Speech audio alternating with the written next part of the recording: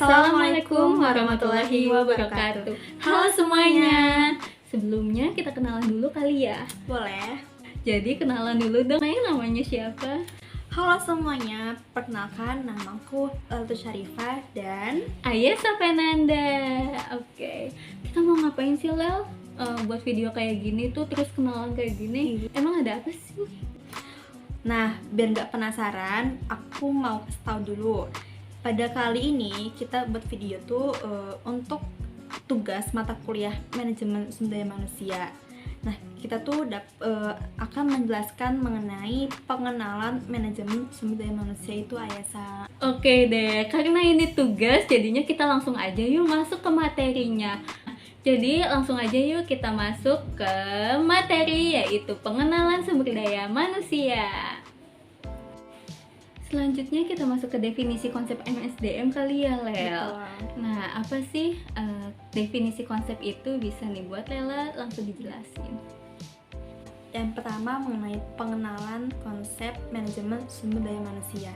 Jadi itu manajemen sumber manusia itu atau human resource management adalah suatu rangkaian aktivitas organisasi yang diarahkan untuk menarik, mengembangkan dan mempertahankan tenaga kerja yang efektif. Begitu pula pada manajer nih, dia itu memiliki peran yang besar dalam mengarahkan orang-orang yang berada di organisasi untuk mencapai tujuan yang diharapkan, juga termasuk memikirkan ya bagaimana tuh memiliki manajemen sumber daya manusia ini yang mampu bekerja secara efektif dan efisien juga. Selanjutnya kita masuk ke tujuan dan fungsi manajemen sumber daya manusia yuk. Boleh. Yang pertama itu adalah menentukan kualitas dan kuantitas karyawan yang akan mengisi semua jabatan dalam perusahaan. Dan yang kedua yaitu menjamin tersedianya tenaga kerja masa kini maupun masa depan. Kalau misalnya nggak ada ya pekerjaannya nggak jalan dong. Yang ketiga yaitu menghindari terjadinya mismanajemen dan tumpang tindih dalam pelaksanaan tugas. Selain tujuan ada apa lagi sih, Lel? Ada fungsinya juga nih, fungsi manajemen sumber daya manusia. Itu tuh sebagai berikut, seperti yang pertama tuh perencanaan ya atau planning. Jadi perencanaan itu sebuah proses penentuan tujuan dan pedoman pelaksanaan dengan memilih yang terbaik dari alternatif yang ada. Lalu yang kedua tuh fungsi pengorganisasian atau organizing. Jadi tuh diartikan ini sebagai suatu proses penentuan, pengelompokan, dan pengaturan berbagai aktivitas yang diperlukan. Itu bertujuan untuk mencapai tujuan-tujuan yang ada. Ketiga, ada fungsi pengawasan atau controlling. Dijelaskan itu sebagai proses pengaturan berbagai faktor dalam perusahaan ini tuh agar sesuai dengan ketetapan yang dalam rencana tersebut. Ada juga motivasi nih, Lel. Itu apa sih Ayesa motivasi itu? Nih, motivasi itu merupakan karakteristik psikologi manusia yang memberikan kontribusi pada tingkat komitmen seseorang nih. Yang kelima ada fungsi evaluasi. Itu sebagai pengendalian yang merupakan kegiatan sistem pelaporan ya yang serasi dengan struktur pelaporan keseluruhan. Oke, kita lanjut kepada peranan dan pentingnya MSDM. Yang pertama, memiliki peran itu untuk melakukan pelayanan organisasi secara keseluruhan. Lalu yang kedua tuh peranannya untuk melakukan pelayanan departemen lain. Yang ketiga itu peranannya melakukan pelayanan karyawan organisasi. Selanjutnya yaitu ada peran manajemen sumber daya manusia nih. Yang pertama yaitu kerjasama, yang kedua yaitu mengatur keanggotaan, yang ketiga yaitu membangun kapasitas perusahaan, selanjutnya yaitu adanya pentingnya sumber daya manusia dalam organisasi nih. Yang merupakan bahwa segala potensi sumber daya yang dimiliki manusia yang dapat dimanfaatkan sebagai usaha untuk menarik keberhasilan dalam mencapai tujuan baik secara pribadi maupun dalam organisasi itu sendiri nih. Oke, jadi tuh dalam keberadaannya pada manajemen SDM itu sangat penting ya untuk mengelola para karyawan di tempat kerja itu tuh untuk mencapai misi dan visi pada organisasi dan memperkuat budaya kerja di perusahaan. Oke, jadi begitu nih teman-teman sekalian, bahwa konsep pengenalan manajemen sumber daya manusia ini sangat penting banget ya buat kita mempelajarinya sebagai mahasiswa manajemen loh, Lel. Benar sekali Ayesa. Nah teman-teman semua, kita udah menjelaskan ya materinya tuh gimana kalau kita langsung menemui narasumber yang relevan. agar bisa langsung kita mengimplementasikan tentang materi ini, Ayas. Jadi tanpa berlama-lama lagi, yuk kita langsung ke sesi wawancara. Perkenalkan, narasumber kita bernama Bapak Fikri Zulfikar SPD. Beliau adalah seorang wakil di bidang pendidikan kewarganegaraan yang bertugas di SNPTN 25 Jakarta. Benar begitu, Pak? Iya, benar. Sebelumnya kami ucapkan terima kasih kepada Bapak Vicky yang sudah menyempatkan waktunya untuk wawancara kali ini. Sebelum kita lanjut, tanya-tanya kabar santai dulu kali ya. Gimana sih kabar Bapak hari ini dan juga aktivitas kesibukannya Pak aja nih? Oke, alhamdulillah untuk kabar sangat baik. Terus aktivitasnya ya seperti biasa, berangkat pagi, datang ke sekolah, mengajar, mengerjakan tugas dari sekolah, pulang ke rumah, tidur, dan begitu terus sampai hari ini. Wah, sangat produktif juga ya Aisyah ya. Itu pasti seorang yang bekerja di pendidikan tuh harus memiliki kualitas SDM yang baik ya. Nah, tanpa berlama-lama lagi, yuk kita langsung aja bertanya mengenai implementasi tentang manajemen sumber daya manusia ini. Baik Bapak, jadi yang pertama kami mau bertanya nih, kan Bapak bekerja di lingkup pendidikan ya. Nah, menurut Bapak ini bagaimana sih peran sumber daya manusia di dalam pendidikan?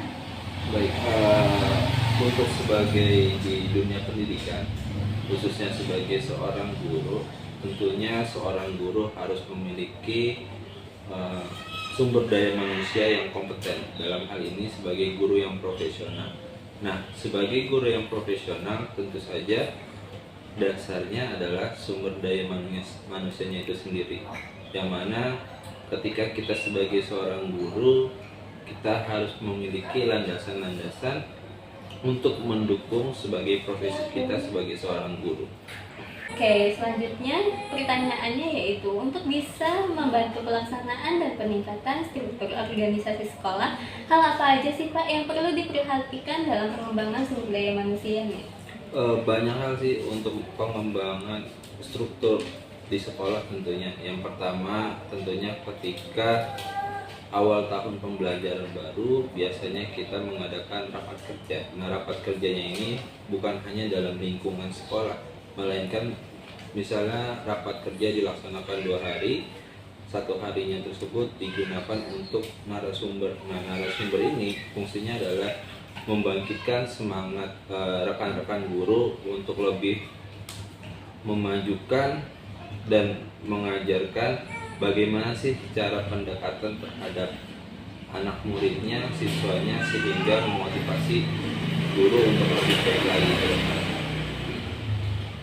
Jadi banyak cara ya untuk bisa mengembangkan kualitas dari guru. Iya. Sangat jelas ya. Kita lanjut ke berikutnya. Sekarang ada gak sih Pak contoh dari Bapak sendiri nih, di mana Bapak berhasil memotivasi sama guru yang mungkin aja tuh dia kelelahan ataupun jenuh dalam pekerjaan mereka? Ya, ketika kita berbicara sebagai profesi, guru kan termasuk sebagai profesi pekerjaan. Di setiap profesi itu pasti memiliki dampak atau sisi yang memang dibilang negatif, ada positifnya juga. Dalam hal ini adalah sisi negatifnya, yaitu jenuh dengan pekerjaan, bosan dengan pekerjaan, lelah dengan pekerjaan. Di setiap pekerjaan apapun saya rasa sama ya, pasti sama. Nah, kita menyikapinya sebagai seorang guru tentunya ketika kita merasa lelah, ketika kita merasa bosan, ketika kita masuk ke kelas melihat anak fokus belajar, nah itu akan meningkatkan semangat kita lagi untuk terus mengembangkan bakat anak-anak.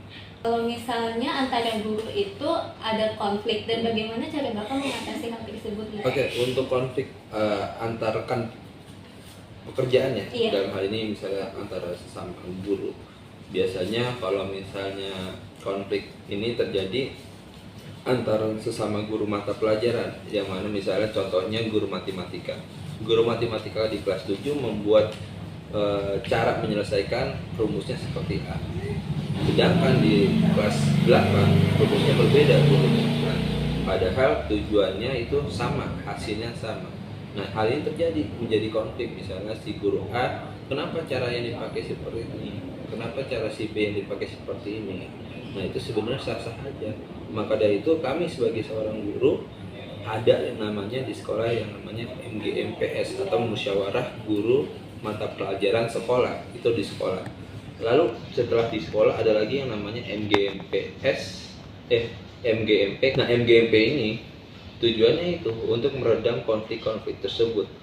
Nah itu antar guru mata pelajaran. Kalau misalnya antar guru yang berbeda mata pelajaran, nah itu biasanya kita melakukan mediasi.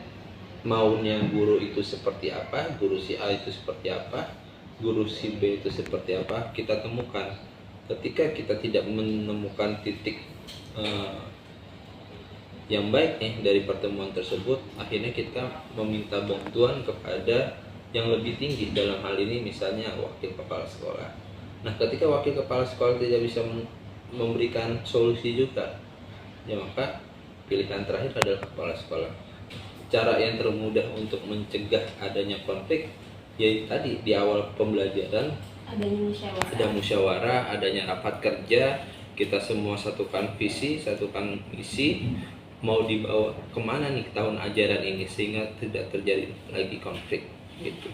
Oke, jadi memang sudah ada musyawarah antara satu pengajar dengan pengajaran lain. Benar. Yang dengan satu mata pelajaran itu. Kalau misalnya dengan beda pengajaran itu dilakukan dengan mediasi ya. Oke, baik. Tadi mengenai konflik ya, dijelaskan juga tuh kalau konflik pasti nanti ada evaluasi pada tenaga pendidiknya.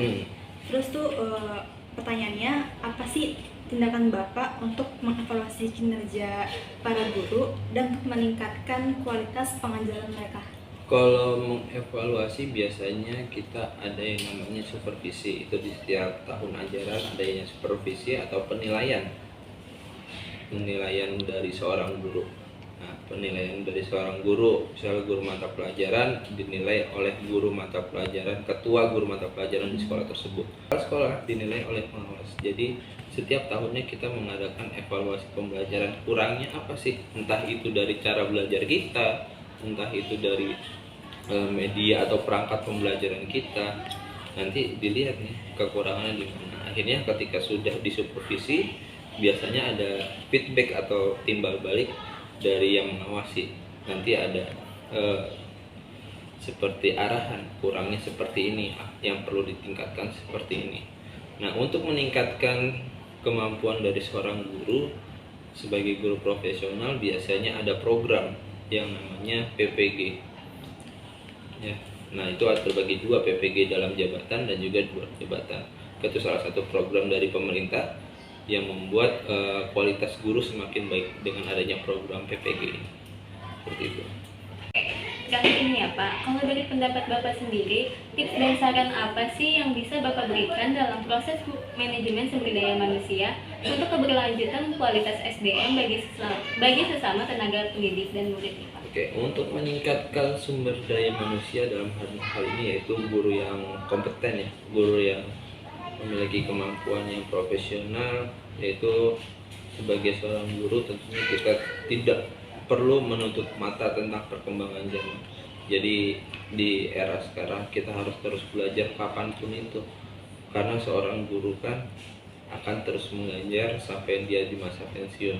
Di masa-masa itu pasti perkembangan zaman akan semakin terus berkembang. Sebagai seorang guru tentunya terus mengikuti perkembangan zaman. Akhirnya ketika kita mengikuti perkembangan zaman, kita dapat meningkatkan kemampuan kita sebagai seorang guru, dan tentunya adalah meningkatkan sumber daya manusia, yaitu gurunya itu sendiri, yaitu dengan cara meningkatkan dan mengikuti perkembangan zaman. Oke, jadi itu sebagai guru yang kompeten, pastinya tuh mereka akan melihat ya gimana sih era sekarang tuh untuk bisa mengikuti perkembangan zaman. Jadi itu dalam pengajarannya guru juga bisa memakai hal-hal yang variatif juga dan inovasi dalam juga sebagai manajemen sumber manusia untuk murid tersebut ya. Oke, baiklah. Sudah cukup jelas ya apa yang tadi Pak Vicky sampaikan. Tentunya juga manajemen sumber daya manusia ini tuh nggak hanya untuk di perusahaan aja, namun juga untuk semua organisasi. Yaitu salah satunya di formal-formal seperti sekolah-sekolah Iya, ya Kak ya. lingkungan pendidikan. Nah, benar sekali itu ya. Maka dari itu kita harus selalu mengkaji mengenai sumber daya manusia agar kita sudah bekerja dapat menerapkannya dengan baik nih Lel. Betul sekali Aisyah. Nah, dikarenakan semua pertanyaan udah terjawab dengan baik, maka berakhirlah wawancara kita pada kali ini. Sekali lagi kami ucapkan terima kasih banyak kepada Pak Vicky yang udah menyempatkan waktunya. Semoga kita dapat bertemu di lain waktu. Dadah. Terima kasih. Materi tentang pengenalan sumber daya manusia kan udah, wawancara juga udah. Selanjutnya ada apa sih Lel? Selanjutnya kita mau undur diri karena kita sudah menyampaikan materinya, wawancaranya. Jadi kita akan mengakhiri video pada kali ini. Dan semoga video ini dapat memberikan pembelajaran dan pengalaman bagi kita semua ya. Saya Ayasa Fenanda dan rekan saya Latu Syarifah pamit undur diri. Mohon maaf apabila ada kesalahan dan kekurangan dalam penyampaian materi ataupun pada pembuatan video kali ini. Kami akhiri. Wassalamualaikum warahmatullahi wabarakatuh.